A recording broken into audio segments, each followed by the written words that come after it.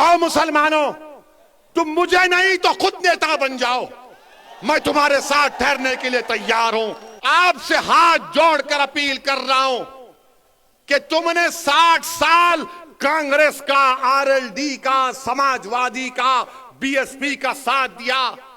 एक मर्तबा अपनी क़यादत को बनाओ, अपनी पार्टी को मजबूत करो, अपनी नेता को बनाओ जो तुम्हारे इशारे पर उठेगा, जिसकी दिलों में तुम्हारी मोहब्बत होगी, जिसकी जबान पर सपा, बीएसपी, कांग्रेस का डर नहीं होगा, उसकी जबान पर तुम्हारे इंसाफ के मुतालबे रहेंगे।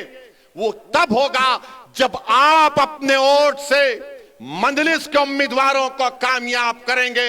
मगर मेरी इस बात को याद रखो, मेरी इस बात को याद रखो कि कहीं 60 साल के बाद कोई एक और दीवाना आकर मेरी जबान में इन आने वाले बच्चों से ना कह दे जो कल बूढ़े हो जाएंगे कि तुमको तुम्हारा हिस्सा नहीं मिला।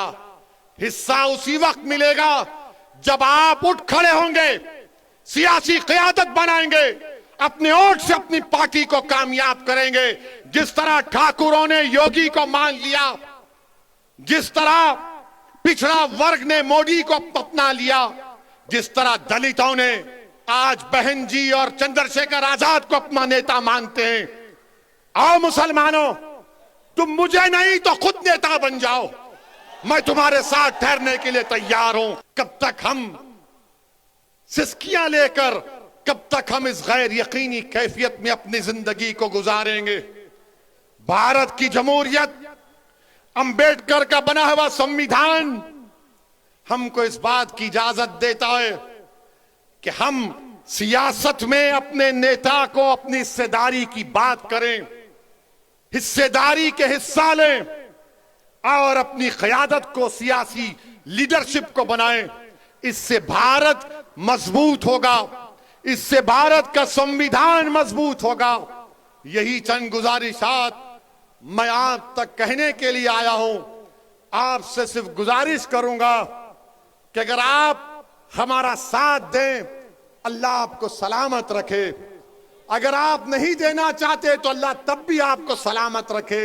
मगर मेरी इस बात को याद रखो, मेरी इस बात को याद रखो कि कहीं 60 साल के बाद कोई एक और दीवाना आकर मेरी जबान में इन आने वाले बच्चों से ना कह दे जो कल बूढ़े हो जाएंगे कि तुमको तुम्हारा हिस्सा नहीं मिला।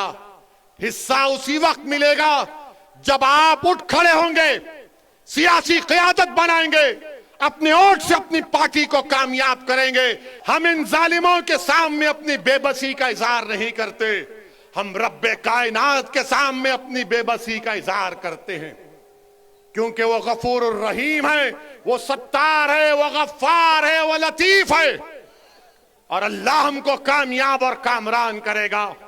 मेरे बस में इतना है, शौकत के बस में इतना है, महताब और हमारे अंबेडकर साहब की ताकत में बस इतना है कि हम आपके पास जाकर अपनी बात को पूरी इखलास के साथ रख रहे हैं। दिलों में मोहब्बत डालने वाले का काम तो अल्लाह का है, दिलों को मोड़ने का काम तो अल्लाह का है। मैं तो बार बार कह रहा हूं कि अपने दिल पर हाथ रखकर मैंने आज आधे घंटे 40 मिनट में जो कुछ कहा, सोचो आप।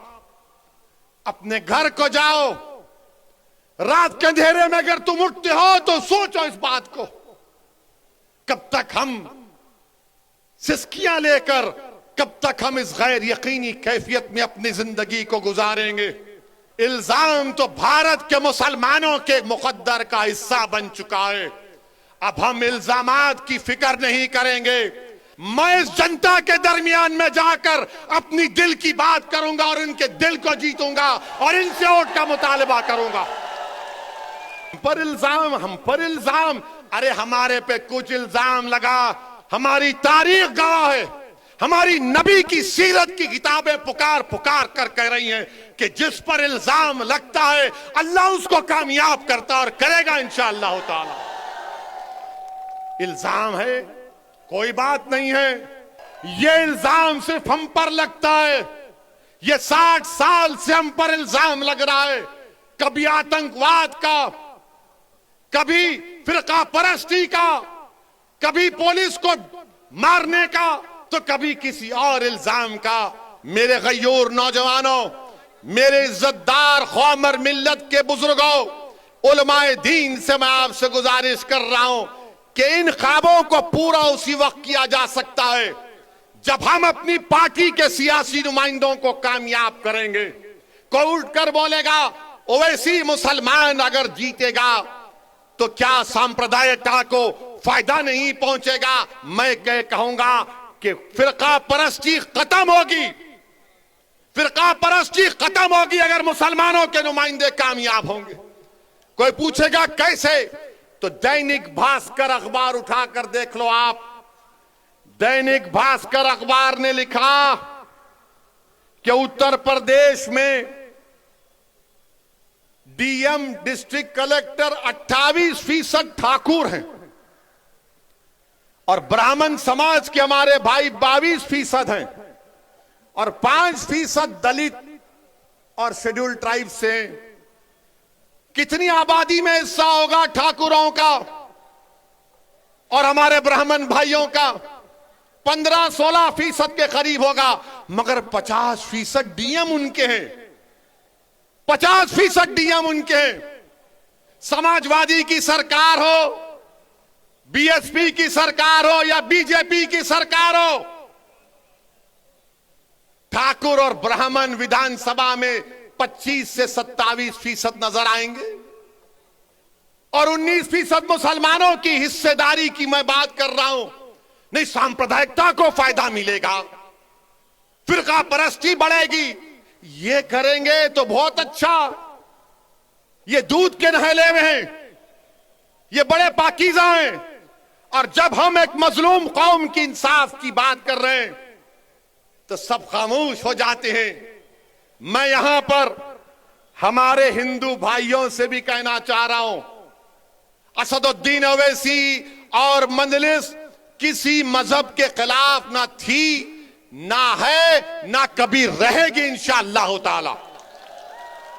मैं यहां पर हमारे पिछड़े वर्ग के खास तौर से हिंदू भाइयों से कहना चाह रहा हूं, हमारे पिछड़े वर्ग के हिंदू भाइयों से कहना चाह रहा हूं, मेरी बात को आप याद रखो। आपको ठगा गया हिंदू एकता के नाम पर। पिछड़े वर्ग के हिंदू भाइयों से कहना चाह रहा हूं, मेरी बहनों से कहना चाह रहा हूं, आपको ठगा गया हिंदू एकता के नाम पर।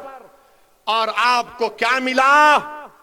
ठाकुरवाद आपको मिला, आपको ठाकुरवाद मिला।